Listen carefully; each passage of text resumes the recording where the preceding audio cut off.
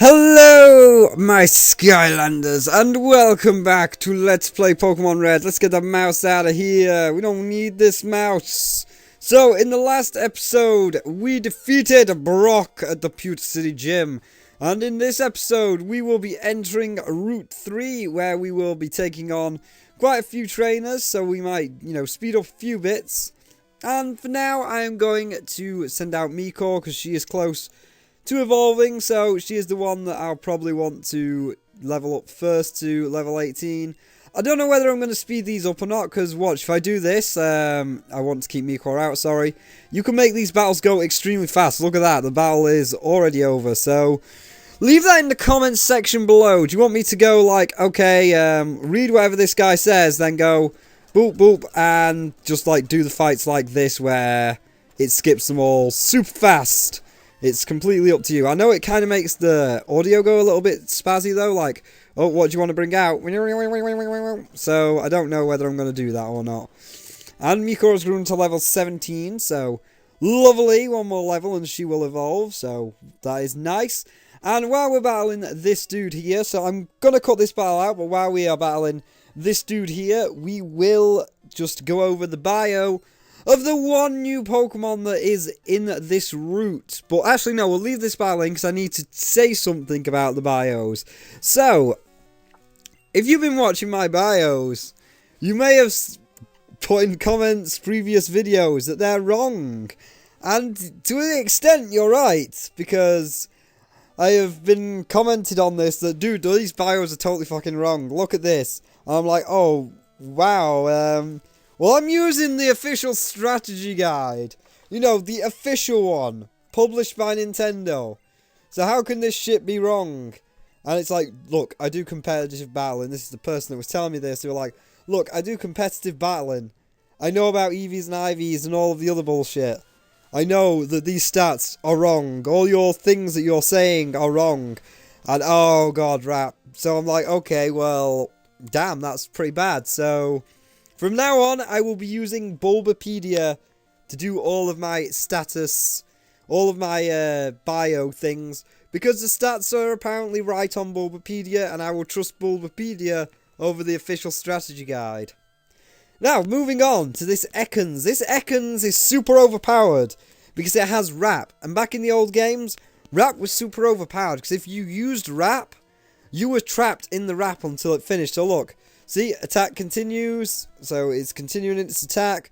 We are not allowed to move, the attack continues. So that is really a really good move in the old games, because it's not just like it's hurt by Wrap, but you can still attack. It physically keeps you completely and totally stuck and unable to attack, which is overpowered and it's awesome. But at the same time, if it's happening to you, you're like, oh god, no, that's bad. So, yeah, let's activate this trainer here. And while we are fighting this bug catcher, I will cut this out, but while we're fighting this bug catcher, I shall go over the one new Pokemon that is in this route. So there's only one Pokemon in Route 3, and it's the fuck you replacing Mewtwo when you are rubbish and didn't even deserve to return from melee, because that's how cheap this thing is.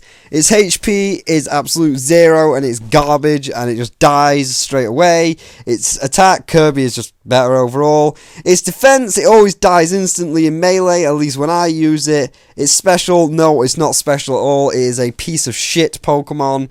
And its speed, yeah, it's got speed. It's got fairly decent speed, especially with the attack rollout. But every time I use rollout, it won't let me control it, and it'll roll right off the edge of Final Destination. So fuck you, Jigglypuff. How dare you come back in Brawl and replace Mewtwo, you son of a bitch. And yes, I can be petty. 18, so we are going to watch Miko's evolution right now. So, what? Miko is evolving. Indeed she is.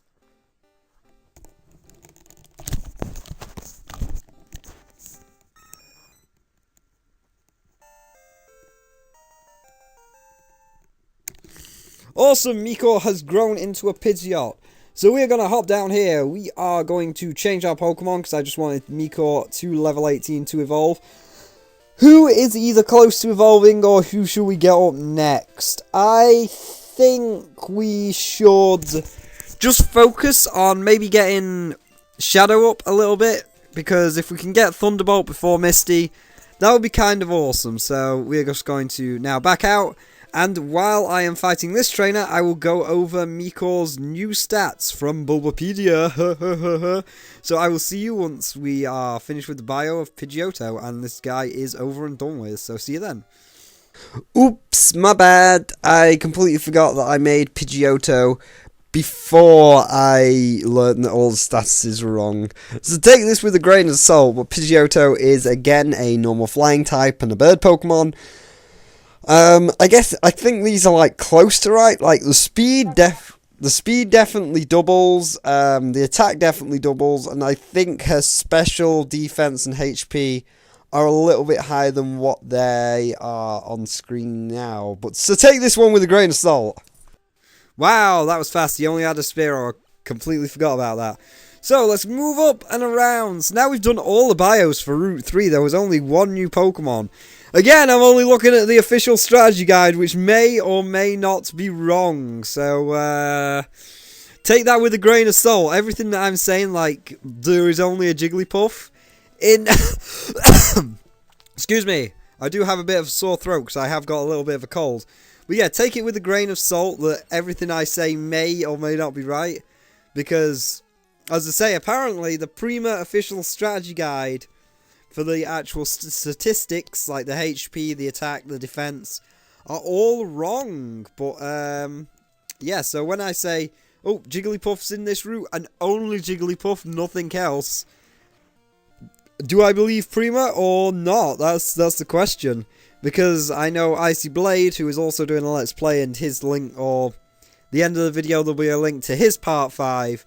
It's like, well, in this area, the same area that you're in, Spyro, I can catch a Sandshrew.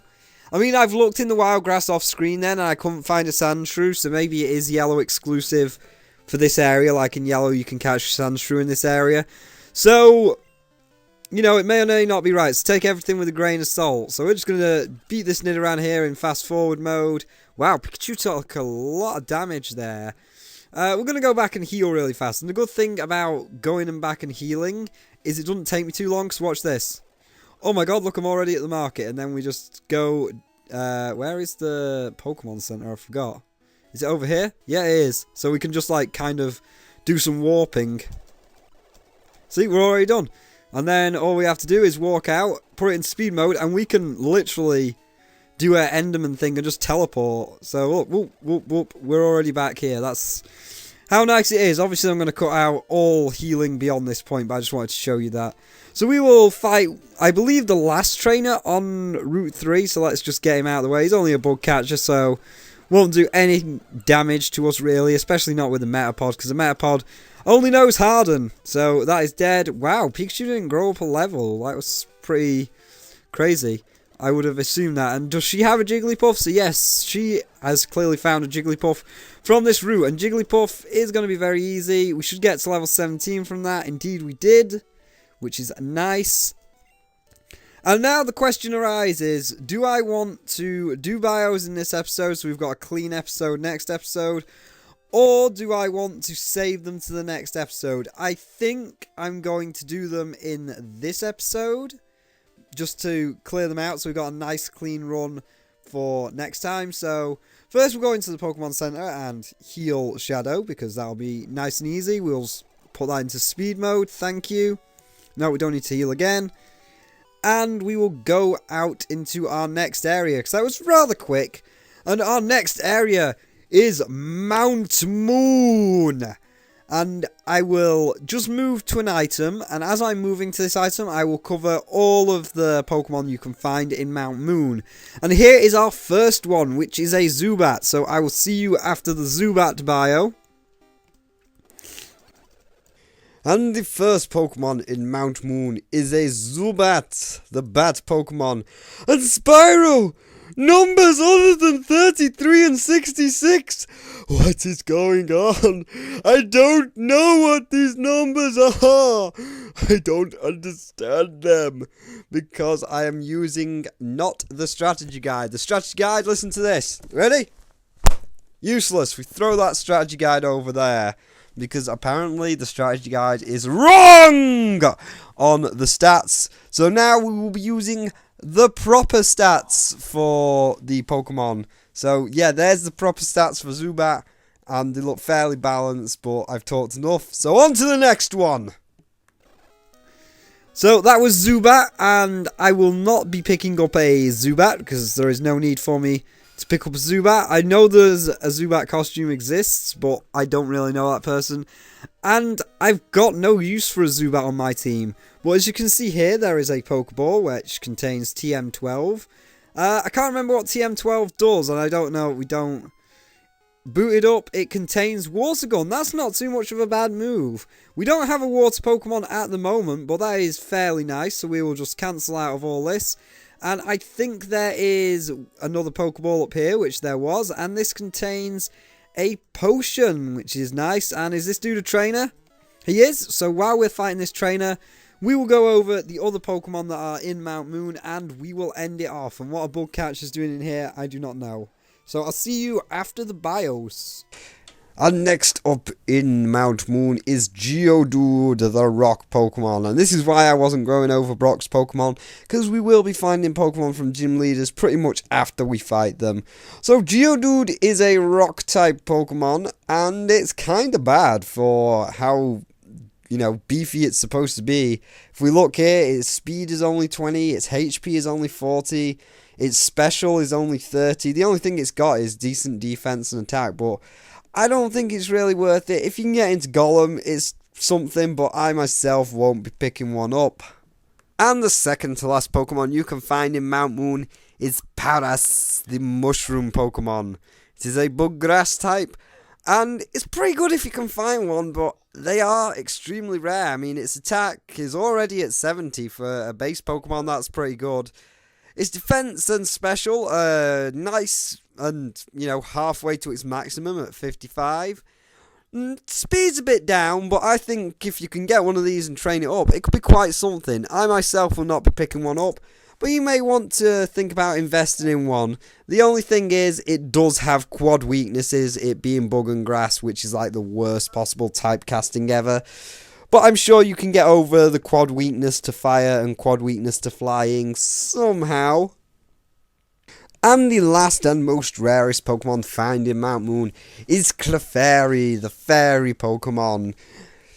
It's balanced, I can say that. It's got fairly decent HP, but the fact is it's pretty rare and you only get so many Moonstones in the game, and I would prefer to save my Moonstones for stuff like Nidorina into Nidoqueen, because they are a lot better than Clefable. So I won't be picking one up, and we probably won't even see one on our journey through Mount Moon. And that's the bios of Mount Moon. So I think we did rather well in this episode. We got to Mount Moon, we did the bios, so we've got a nice clean walk through Mount Moon next time. And we've evolved Pidgey into Pidgeotto, which is also some fine work. So I think I'll leave this battle in, and after this battle we shall end it. She's only got one Pokemon, which is one of the ones you can find in here actually, a Clefairy. I will not be picking up a Clefairy, I'll just actually, in case I didn't say this in the bios, I will not be picking up a Clefairy because I have no use for a Clefairy. I will not be picking up a Geodude because I can't really fit a Geodude in my party and don't have a use for it. And Paras is a grass type and could be useful against Misty, so I may pick up a Paras, but that depends on if we find a Paras or not. We are asleep, so I'll just speed the battle up a little bit when we did wake up. And this should be the end of Clefairy and the end of the video. Clefairy is using Pound, but we survived. And Thundershock will finish Clefairy off, and this should give Pikachu the level 18 it deserves. No? Okay, well, I don't need to grind off screen really, do I? Because we've already got Pikachu quite high, so I'm going to go out and heal, and I will see all of you in a minute, and we will continue our journey through Mount Moon, Nightmare Moon. Hey everybody, thanks for watching this video, and as always, if you liked what you saw, you can click the annotations hovering above to go to any kind of place within this series, whether it be the previous video, the next video, or the playlist. Or if you click the annotations on the bottom of your screen there, you can watch 3 alternative versions of this Let's Play which is going on right now. Clicking numero uno will take you to Zenexic's version of Fire Red, or his Let's Play of Fire Red version of the game. Clicking numero dos will take you to Icy Blade's playthrough of the yellow version of this game, where he is doing the Nuzlocke challenge, which, if you're not familiar, is basically Minecraft hardcore but in Pokemon.